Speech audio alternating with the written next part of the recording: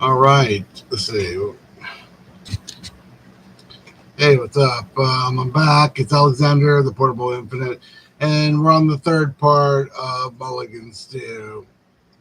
Gilbert Sorrentino. I got this donkey issue. I used to have. I've been reading this book for 40 years, and it's the first time I've read it in many years. And I was kind of wondering where to go next after reading Ulysses this summer. So, and I have done book length videos on Ulysses, Thomas Mann's Magic Mountain, and Pale Fire. I was like thinking of doing Conrad or Malcolm Lowry or some other ones. I forgot who else, but maybe Beckett would be good. But I kind of after reading Ulysses, I wanted to come back to this book because for me, I first read Ulysses and Mulligan Stew back in 84, 85, 84, 85, maybe. And so I was kind of into. So this book, I've been looking at it, and it's actually, I mentioned before it was like 14 chapters, but it's actually 15 chapters because there's a repeat. And the longest chapter may be chapter 7, which has also the Sweat of Love collection of poems and the Mask of Fungo. So most chapter, except for the first chapter, is very short, only 5 pages.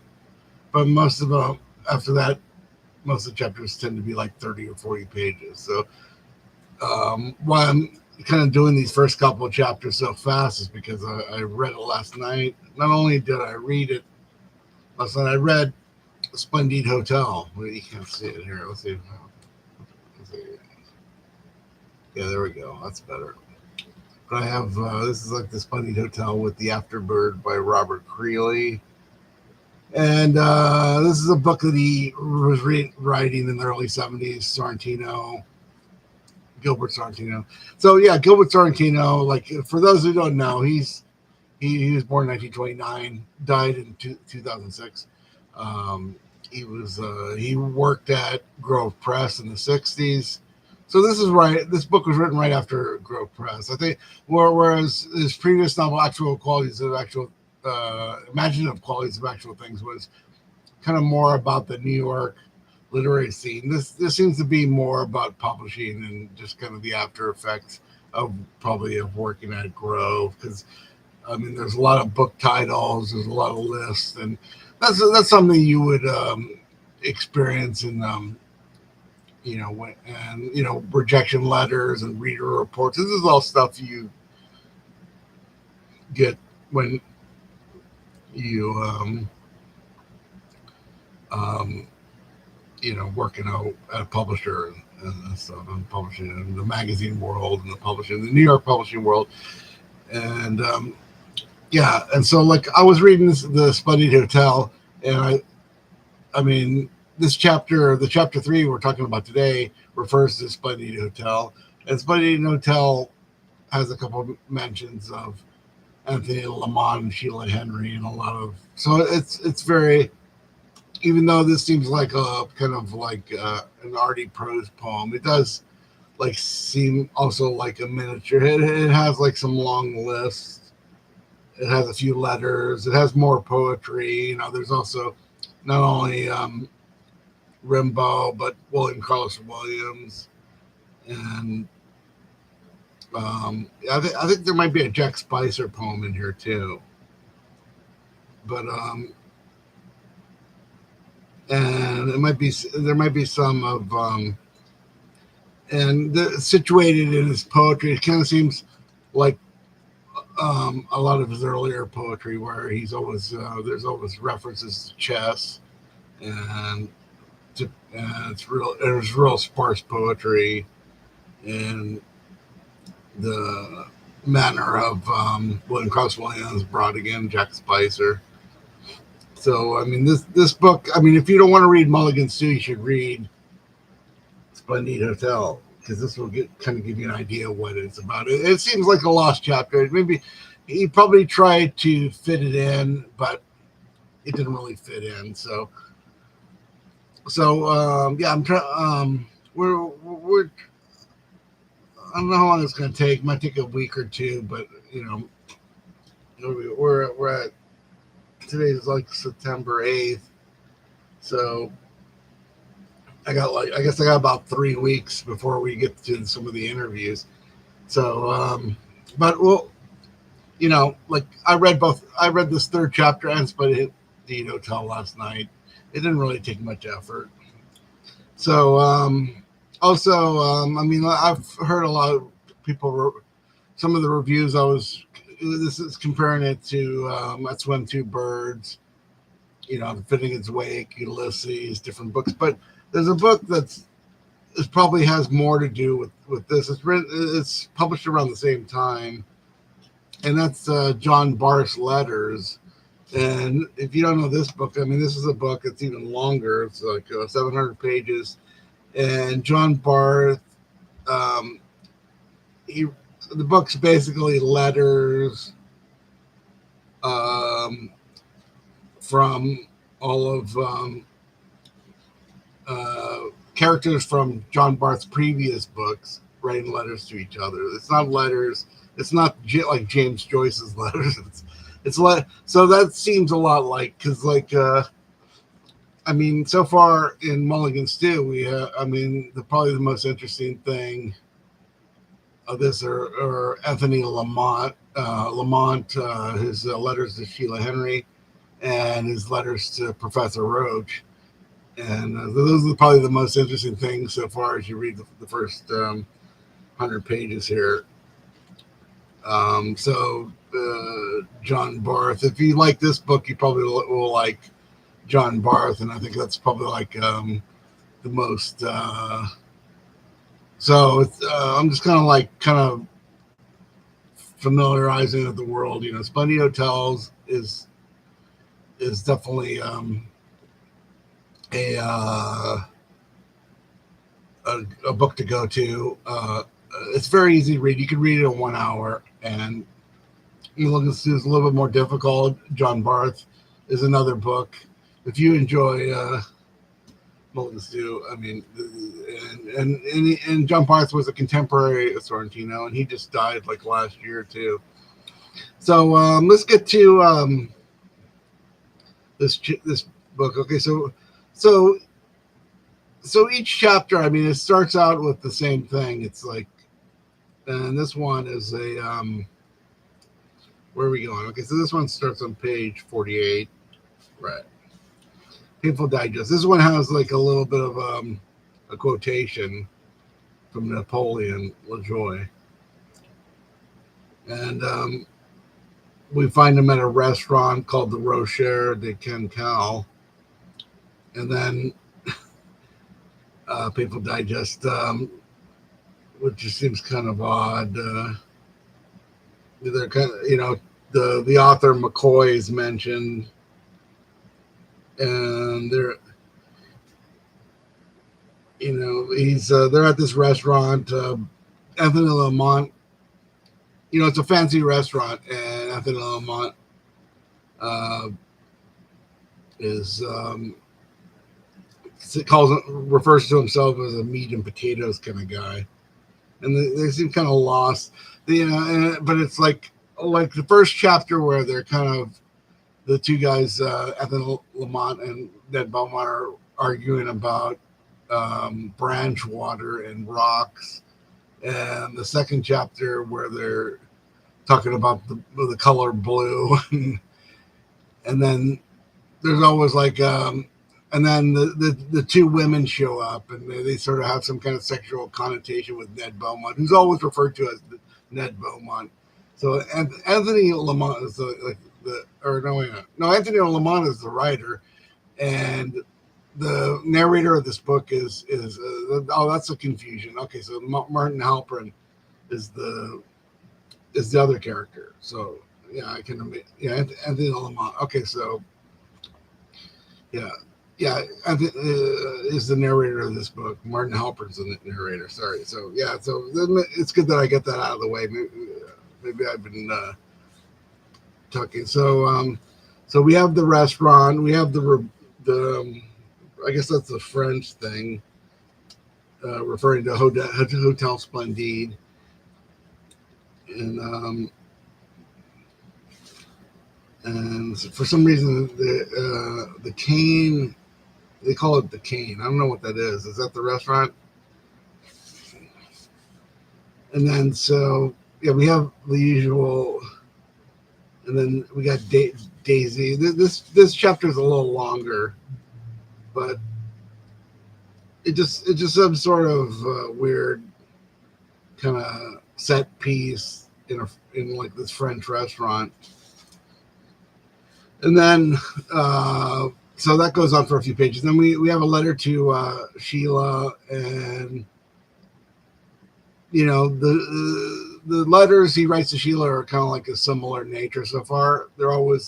He's always referring to difficulty with his latest novel, and then these letters are from Anthony Lamont, the author, and he's always to Sheila Henry, his sister, who's married to Dermot Trellis, and they're in San Francisco, and he's always referring to his books, and how he's having a hard time writing this new one, and he's always talking about Dermot Trellis and his success, and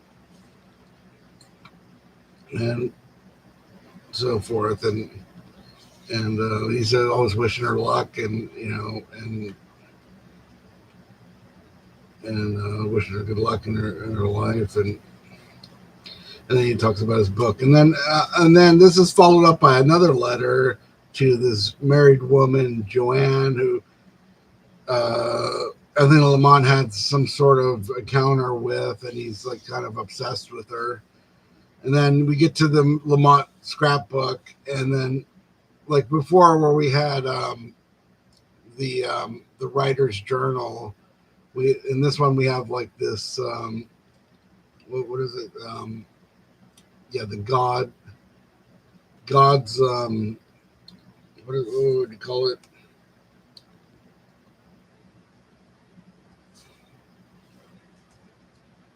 Oh yeah, the religious woman, God's holy healer, and I don't know what that is. And then we get to another letter to Dr. Roach, and he's like talking about his books, Baltimore Chop, and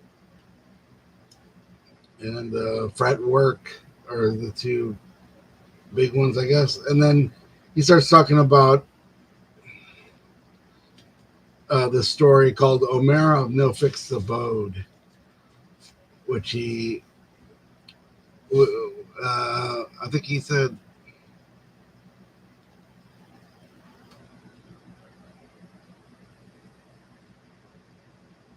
yeah, he's talking about that this is like one of his best stories, O'Mara, and this is like a pretty crazy story that I don't know what it's about, but it's actually better than his novel that we've seen so far, and it goes on for quite a while, and it just seems like it's like Sorrentino just kind of making like a long list of stuff. It's full of lists, and the O'Mara story, and yeah, it's better, but he's kind of pumping it up as like, oh, maybe you should, if you don't like Baltimore Chop or Fretwork or my other books, and you should check. He's really kind of buttering up, trying to get him to teach some of his books and stuff. So that's what pretty much his letter. So that's pretty much where it ends there, and it's we're on page 76. So Sorrentino. So we have 3 chapters of the book, and they don't. Besides Martin Halperin's and Ned Beaumont's like are in there, and then the mention of Daisy Buchanan, and then the two other women, Let me get the names straight here. Yeah, written down here on this thing. Yeah, there's Anthony Lamont, Sheila Lamont, also known as Sheila Henry, Dermot Trellis, they're all characters pulled from I Swim Two Birds. Tom and Daisy Buchanan are mentioned. Halprin, Coriendo, and Berth Delamotte are James Joyce, and Ned Beaumont's from a Dashiell Hammett book. So, like I said before in the other episode, these characters, the way they're used by these previous authors, and then they kind of sit in a room and just wait to be written about, and so after I don't know when the Glass Key by Dashiell Hammett came out. I mean, most of these Fitting Its Way came out in 39 or 41. And The Great Gatsby came out 100 years ago. Swim Two Birds is from the 50s. And then Sorrentino's coming by 20, 25, 30 years later and reviving these characters. It's like, they're in this room. I'm going to use them, I'm going to make marginal characters into main characters. So, yeah, we'll explore a lot of this further in, some of the interviews. And let me put this away. You get John Barth there in this Bandito Hotel, and let's see how this one might be a short one because, I'll probably later this week I'll probably get to chapter 4, and I suggest reading Splendid Hotel. It's probably online somewhere, and there's a afterword by Robert Crayley that's really good that I've never read. I don't think I've read it before, and I'll look forward to that. So, I mean, this novel's kind of unfolding, we'll in the future we'll do some interviews and we'll talk about I'll show you the Mask of Fungo that comes. I think it was chapter 6 or 7, and when we get to the middle, we'll start with the interviews, and that'll be like later in September or early October. Okay, have a good day, everyone. Keep reading, and Sorrentino Fest. And make sure you look at all the videos. I have quite a lot. Just punch in Gilbert Sorrentino's name, and I have quite a number of videos. I've uploaded videos from 1993 where he reads from Under the Shadows, and he talks about his books. And I've have interviews. I have like a 2-part interview with Christopher Sorrentino where we were talking about each book that he did. Sorrentino did. Like talked about all his books and like just kind of, it was about an hour long, and that was pretty good. And I made some links also to Chris Sorrentino's. I think. I have a 94 interview with Sorrentino. That's on AltX, and there's if you just punch in my name, Alexander Lawrence, The Portable Infinite, Gilbert Sorrentino, and you'll find a lot of content. And definitely on YouTube, on AltX, on The Portable Infinite, and elsewhere. Okay, goodbye, everybody. We'll see you in a couple days.